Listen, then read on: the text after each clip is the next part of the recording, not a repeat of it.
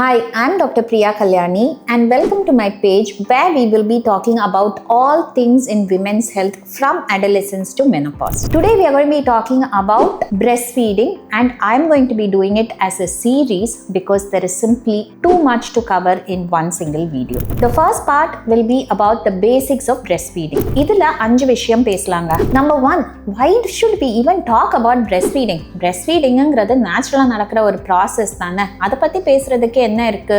But that's where you're wrong.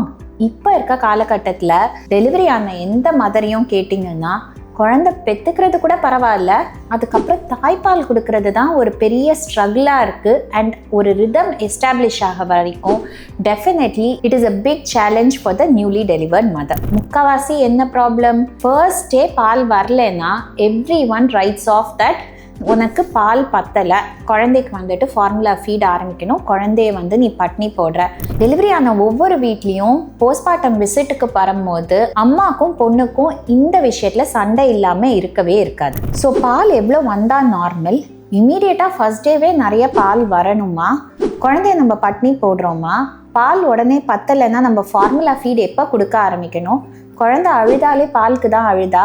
இதெல்லாம் தான் இந்த வீடியோவில் பார்க்க போகிறோம். நம்பர் 1, breast milk எப்படிங்க செக்ரீட் ஆகுது? Only when the baby sucks at the mother's breast, அப்போ உங்களுக்கு பிரெயினுக்கு சிக்னல் போய் அங்கேருந்து வர ஹார்மோன் செக்ரீஷன்னால தான் breast milk ப்ரொடக்ஷனும் ஆரம்பிக்குது. உங்களுக்கு லெட் டவுன் ரிஃப்ளெக்ஸ் ஆர் அந்த மில்க் எது உங்களுக்கு மில்க் டக்ஸில் ஸ்டோர் ஆகுதோ அது குழந்தை வாய் வச்சு சப்பும் போது ரிலீஸும் ஆகுது. So it is very important to understand the concept of the golden hour. குழந்தை பிறந்த உடனே as soon as possible, preferably within the first hour after child birth நம்ம குழந்தைய அம்மா மேலே போட்டு ஸ்கின் டு ஸ்கின் கான்டாக்ட் கொடுத்து நம்ம பிரெஸ்ட் ஃபீடிங் ஆரம்பிக்கணுங்கிறது முக்கியம். இஃப் ஃபார் சம் ரீசன் அம்மா ஆப்ரேஷன் முடிஞ்சு வரதுக்கு டைம் ஆச்சு, இல்லாட்டி அவங்களுக்கு ஏதோ காம்ப்ளிகேஷன் இருந்தது, குழந்தைக்கு சுகர் லெவல் லோவாக இருந்தது, டிஸ்ட்ரெஸ் இருந்தது, கொடுக்க முடியலன்னா எவ்வளோ சீக்கிரம் முடியுமோ அதை நம்ம ஆரம்பிக்கிறது நல்லது. All babies will be born with an inborn sucking reflex. So நீங்கள் அம்மா பிரெஸ்ட் கிட்ட வச்சிங்கன்னாலே தே ஃபைண்ட் ரூட்டிங்னு சொல்லிட்டு அவங்க நிப்பில் தேட ஆரம்பிப்பாங்க. And they take the nibble in to the mouth and will start sucking. Number 2, உங்கள் குழந்தைக்கு எவ்வளோ மில்க் தேவைப்படும்னு நினைக்கிறீங்க? ஃபர்ஸ்ட் அண்ட் ஃபோர்மோஸ்ட் எல்லாரும் சொல்கிறது என்ன? குழந்தை பிறந்தோடனே வெறும் 1 சொட்டு 2 சொட்டு தான் வருது, உனக்கு பாலே பத்தலை, குழந்தை பட்னியாக இருக்குது, அழுதுகிட்டே இருக்குது, ஸோ ஃபார்முலா ஃபீடாவது கொடுக்கலாம், பட்னி போட வேண்டான்ட்டு தான்.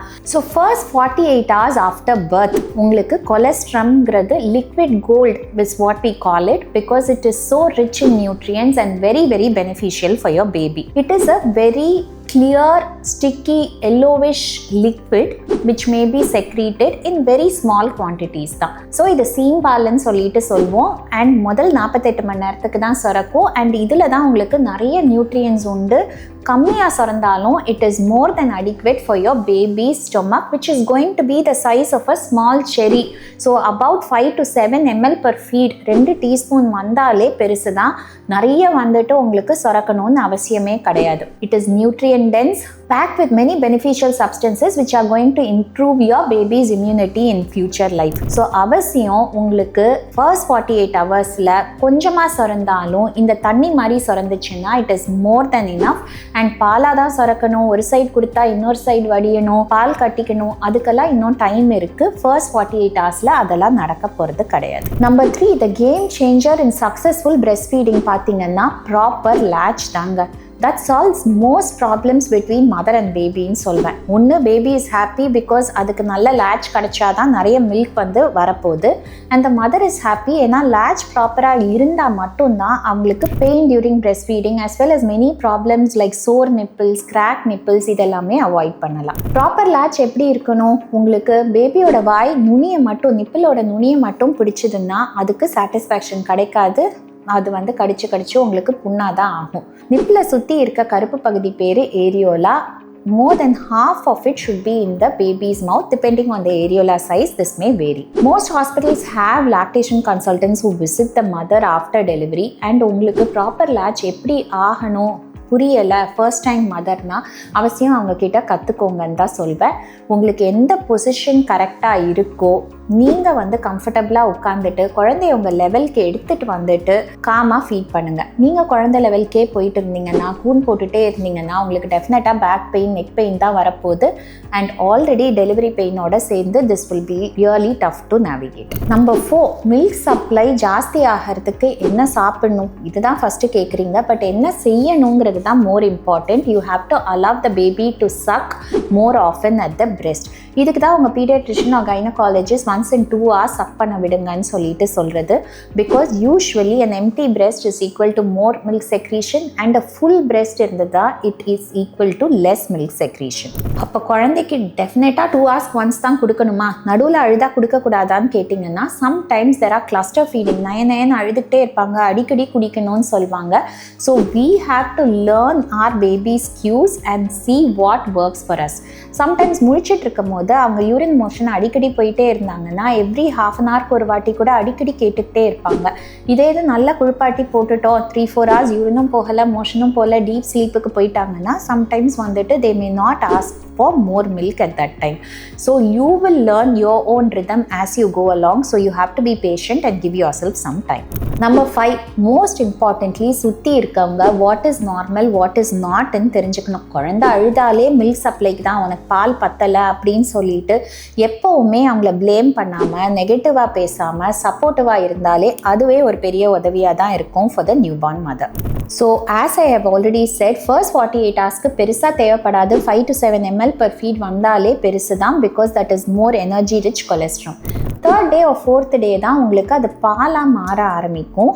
அண்ட் உங்களுக்கு பால் சுரக்கிற ஒரு சென்சேஷனோ ஃபுல்னஸோ பால் கொடுக்கலன்னா ஒரு சைட் குடிக்கும் போது இன்னொரு சைட் வடிகிறது, இதெல்லாம் சில மதர்ஸ்க்கு இருக்கலாம், இல்லாமையும் இருக்கிறதுக்கு வாய்ப்பு உண்டு. By day 3, your baby's stomach is the size of a walnut and will require about roughly 25 to 30 ml per feed. By week 1, roughly around 45 to 60 ml.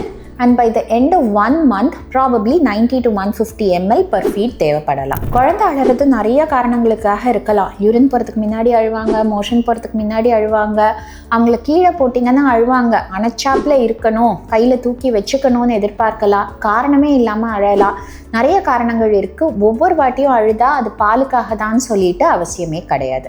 So குழந்தைக்கு பால் எப்படி கிடைக்கும் அப்படின்னு எங்களுக்கு தெரியும்னு சொன்னீங்கன்னா, ஸோ பேபி இஸ் ஃபீடிங் ரஃப்லி 8 to 12 times a day, 6 to 8 times urine pass பண்ணுறாங்க. After each feet கொஞ்சம் நேரமாவது கண்டென்ட்டாக இருக்காங்க. மோஷன் பாஸ் பண்ணுறது ஆஃப்டர் டே 5 or 6 அந்த டிரான்சிஷனல் ஸ்டூல்ஸ்க்கு வந்ததுக்கப்புறம் 2 or 3 times டே பாஸ் பண்ணுறாங்க. அண்ட் வெயிட் ரொம்ப குறையாமல் இருக்காங்க. முழிச்சிருக்க டைம் ரொம்ப டல்லாக லெத்தாஜிக்காக இல்லாமல் ஆக்டிவாக இருக்காங்க. இதெல்லாமே rough signs that your baby is getting enough milk தான். So I think in this video we have covered all about the very basics of breastfeeding, what to expect and what to do. breastfeeding பற்றி பேசுகிறதுக்கு நிறையவே இருக்குங்க. there are so many myths and misconceptions associated with breastfeeding. அதில் நிறைய challenges and problems newborn mothers face பண்ணுறதுக்கு chances இருக்குது. as well as sometimes breastfeeding கொடுக்க முடியாத situationsல அப்போ formula feeding கொடுத்தா தப்பா, breastfeeding mothers workக்கு ரிட்டர்ன் ஆகும் போது என்ன பண்ணலாம் to continue their breastfeeding without taking a break, இதெல்லாமே பற்றி further videosல பேசலாம்.